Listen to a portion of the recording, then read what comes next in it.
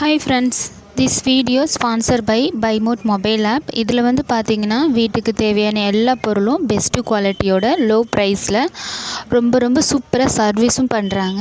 So try பண்ணி check பண்ணி பாருங்கள். இதோட லிங்க் வந்து டிஸ்கிரிப்ஷனில் கொடுத்துருக்கேன். செக் பண்ணி பாருங்கள், ப்ராடக்ட்டை வியூ பண்ணி பாருங்கள், ஒரு முறை வாங்கி பாருங்கள். கண்டிப்பாக உங்களுக்கே ரொம்ப பிடிக்கும்.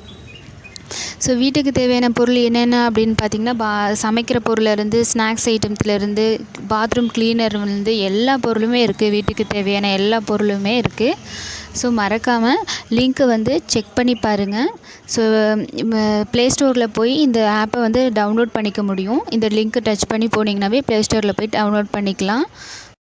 மறக்காமல் ஒரு முறை வாங்கி பாருங்கள். கண்டிப்பாக உங்களுக்கே ரொம்ப பிடிக்கும். ஏன்னா அந்தளவுக்கு நீங்கள் மற்ற ஆப்போட கம்பேர் பண்ணிங்கனாலும் ப்ரைஸ் வந்து ரொம்ப லோவாக தான் இருக்கும். ஸோ கம்பேர் பண்ணியும் பாருங்கள், ப்ராடக்ட்டை செக் பண்ணியும் பாருங்கள் ஃப்ரெண்ட்ஸ். ஓகே ஃப்ரெண்ட்ஸ், வாங்க வீடியோக்குள்ளே போகலாம்.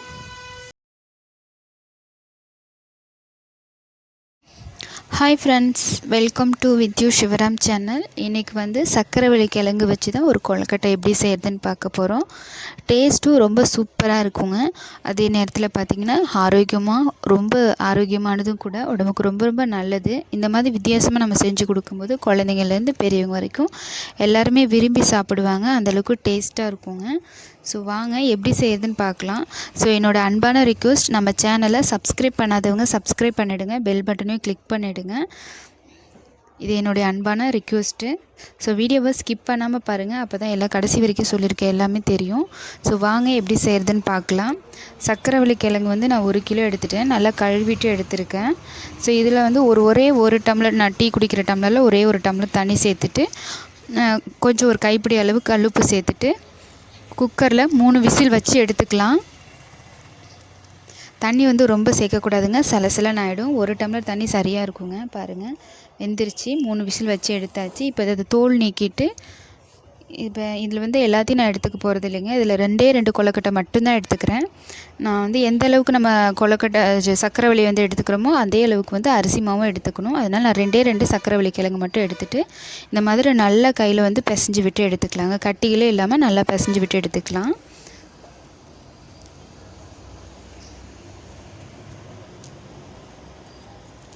நல்லா பிசைஞ்சு விட்டு எடுத்துகிட்டு ஒரு கப்பில் அளந்துக்கிறேங்க. 1 கப்பு சக்கரவள்ளி கிழங்கு எடுத்துருக்கேங்க. அதே கப்பில் நான் அரிசி மாவு 1 கப் எடுத்துகிட்டு அதில் ஒரு 2 பிஞ்ச் அளவுக்கு ஒரு தூள் உப்பு சேர்த்துக்கலாங்க. இந்த சக்கரவள்ளி கிழங்கு இனிப்புங்கிறதுனால உப்பு வந்து நிறைய சேர்க்கக்கூடாது. ஒரு 2 பிஞ்ச் அளவுக்கு உப்பு சேர்த்தாவே போதும். சேர்த்துட்டு நல்லா கலந்து விட்டுறலாம்.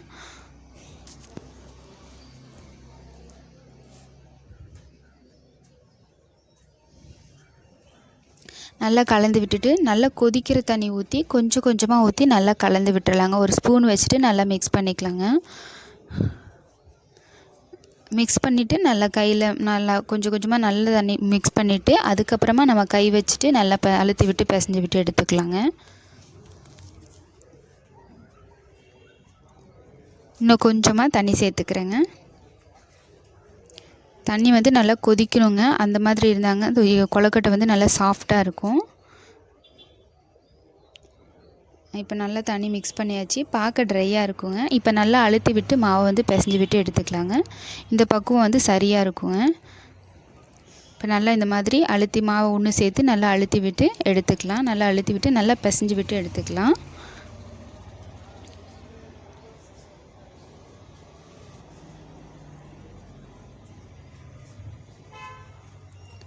பாருங்கள், நல்லா பிசைஞ்சு விட்டு எடுத்தாச்சு. இப்போ இது ஒரு மூடி போட்டுட்டு இது ஒரு ஓரமாக இருக்கட்டும். இதுக்கு வந்து தேவையான சூர்ணம் வந்து ரெடி பண்ணிடலாம். 1 டீஸ்பூன் ஒரு கடாயை சூடுபடுத்திட்டு ஒரு டீஸ்பூன் நெய் சேர்த்துக்கலாம். நெய் வந்து நல்லா சூடாகி கரைஞ்சி வரட்டும். இப்போ 2 டீஸ்பூன் முந்திரி பருப்பு பொடியாக கட் பண்ணிவிட்டு வந்து சேர்த்துக்கலாம். அது கூட ஒரு மூடி தேங்காய் திருகிட்டு சேர்த்துக்கலாம். 1/2 டீஸ்பூன் ஏலக்காய் தூள் சேர்த்துட்டு, தேங்காயில் உள்ள ஈரப்பதம் வந்து போகிற அளவுக்கு நம்ம நல்லா வறுத்து எடுத்துக்கலாம். ரொம்ப நேரம் வதக்கக்கூடாது. ஒரு 2-3 நிமிஷம் வதக்குனாவே போதும். தேங்காயில் உள்ள ஈரப்பதமெல்லாம் போயிடும். இப்போ ஈரப்பதமெல்லாம் போயிடுச்சு. இந்த டைமில் பார்த்திங்கன்னா இது கூட இனிப்பு வந்து சேர்த்துக்கலாம். வெள்ளை சக்கரை 2 டீஸ்பூன், நாட்டு சக்கரை 2 டீஸ்பூன். உங்களுக்கு இனிப்பு அதிகமாக வேணும்னா இன்னும் 2-3 டீஸ்பூன் கூட சேர்த்துக்கலாம். எனக்கு இந்த இனிப்பு போதும், அதனால் இது சரியாக இருக்கும். அதனால் 2 டீஸ்பூன் சேர்த்துருக்கேன். மொத்தம் 4 டீஸ்பூன் சர்க்கரை வந்து சேர்த்துருக்கோம். நல்லா சர்க்கரை வந்து நல்லா கரைஞ்சி வரணும், அது வரைக்கும் நல்லா கலந்து விட்டுறலாம்.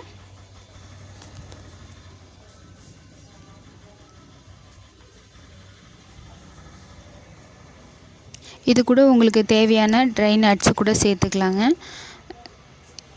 வேணும் அப்புறம் எள்ளு கூட சேர்த்துக்கலாம். இதெல்லாம் சேர்க்கும்போது இன்னும் சுவை வந்து ரொம்ப நல்லாயிருக்கும். நான் வந்து இதெல்லாம் எதுவுமே சேர்க்கலை. இப்போ பார்த்திங்கன்னா நல்லா சர்க்கரை வந்து நல்லா கரைஞ்சி வந்துருச்சு. இப்போ இந்த டைமில் ஸ்டவ் ஆஃப் பண்ணிடலாம். ஆஃப் பண்ணிவிட்டு இது ஓரமாக இருக்கட்டும். இப்போ நம்ம கொழுக்கட்டைக்கு மாவு பிசைஞ்சு வச்சுருக்கோம் இல்லையா, அந்த மாவுலேருந்து ஒரு சின்ன உருண்டையை எடுத்துகிட்டு நல்லா இந்த மாதிரி கையிலேயே அழுத்தி விட்டு எடுத்துக்கலாம். அதுக்கு கொழுக்கட்டை பிடிக்கிற ஒரு பாக்ஸ் வந்து எடுத்துருக்கோங்க. இதில் வந்து ஒரு எண்ணெயோ அல்லது நெய்யோ வந்து தேய்ச்சி விட்டு எடுத்து வச்சுக்கலாம். இப்போ கையில் அந்த உருண்டையை கையில் இந்த மாதிரி அழுத்தி விட்டுட்டு அதுக்குள்ளே சூர்ணை வச்சு அந்த கொழுக்கட்டை பாக்ஸில் போட்டுக்கலாம்.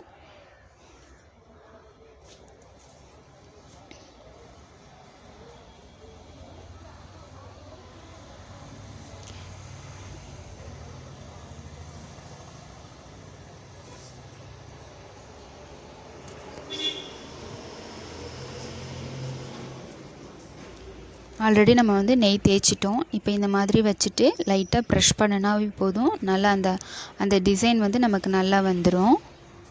எக்ஸ்ட்ரா இருக்கிற மாவு வந்து நம்ம எடுத்துடலாம். எடுத்துட்டு நம்ம அந்த லைட்டாக வந்து அழுத்தி விடலாம். அப்போ நீட்டாக வந்துடும் நமக்கு. அவ்வளோதான் ஃப்ரெண்ட்ஸ். இதை அப்படியே அழுங்காப்பில் எடுத்துட்டோம் அப்படின்னா அழகாக வந்துடும். பாருங்கள், நல்லா கொழுக்கட்டை வந்து ரெடி. இப்போ ஒரு வாழை இலையில் லைட்டாக எண்ணெய் தேய்ச்சிடலாங்க. சின்ன உருண்டை எடுத்துகிட்டு இந்த மாதிரி கையிலேயே நல்லா எந்த அளவுக்கு மெலிசாக அழுத்தி விட்டு எடுக்க முடியுமோ அழுத்தி விட்டு எடுத்துக்கலாம். அதில் வந்து ஒரு 2 டீஸ்பூன் சூர்ணம் வச்சிடலாம். வச்சுட்டு இந்த மாதிரி லைட்டாக இலையை வந்து மடக்கி விட்டுட்டு லைட்டாக அழுத்தி விட்டுக்கலாங்க. எடுத்துகிட்டு இந்த ஓரங்களில் மட்டும் கையில் லைட்டாக ப்ரெஷ் பண்ணி விட்டுக்கலாம். உங்களுக்கு இதில் டிசைன் வேணும்னா ஒரு ஃபோக் வச்சுட்டு கூட லைட்டாக அழுத்தி விட்டு எடுத்துக்கலாங்க. எடுத்துகிட்டு இப்போ இதே மாதிரி நீங்கள் மீதி அந்த இருக்கிற மாவு எல்லாத்தையும் உங்களுக்கு எந்த டிசைனில் வேணுமோ அதே மாதிரி எடுத்து செஞ்சு வச்சுக்கலாம். இப்போ இட்லி பாத்திரத்தில் தண்ணி சூடானதுக்கப்புறமா இதெல்லாம் வச்சுட்டு அதுக்கு மேலே ஒரு இலைகளையும் வச்சுட்டு அதுக்கப்புறமா மூடி போட்டுட்டு குக்கரில் ஒரு 15 நிமிஷம் வேக வச்சுக்கலாம். வேக வச்சு எடுத்துகிட்டு சூடு ஆறுனதுக்கப்புறமா நம்ம சர்வ் பண்ணலாம். அவ்வளோதான் ஃப்ரெண்ட்ஸ், நல்ல சுவையான சக்கரவள்ளி கிழங்கு கொழுக்கட்டை வந்து ரெடி. இது ரொம்ப டேஸ்ட்டாகவும் இருக்கும், அதே நேரத்தில் ரொம்ப ஹெல்த்தியாகவும் இருக்கும். ஸோ இந்த மாதிரி வித்தியாசமாக செஞ்சு கொடுக்கும்போது எல்லா குழந்தைங்களும் சரி பெரியவங்களும் சரி விரும்பி சாப்பிடுவாங்க. நீங்களும் வீட்டில் ட்ரை பண்ணி பார்த்துட்டு எப்படி இருக்குது அப்படிங்கிறத மறக்காமல் கமெண்ட் பண்ணுங்கள் ஃப்ரெண்ட்ஸ். வீடியோ பிடிச்சிருந்தா லைக் பண்ணுங்கள், ஷேர் பண்ணுங்கள். மறக்காமல் நம்ம சேனலை சப்ஸ்கிரைப் பண்ணுங்கள். பாருங்கள் எந்த அளவுக்கு கொழுக்கட்டை வந்து சாஃப்டாக இருக்குன்னு. டேஸ்ட்டும் ரொம்ப அட்டகாசமாக இருக்குங்க.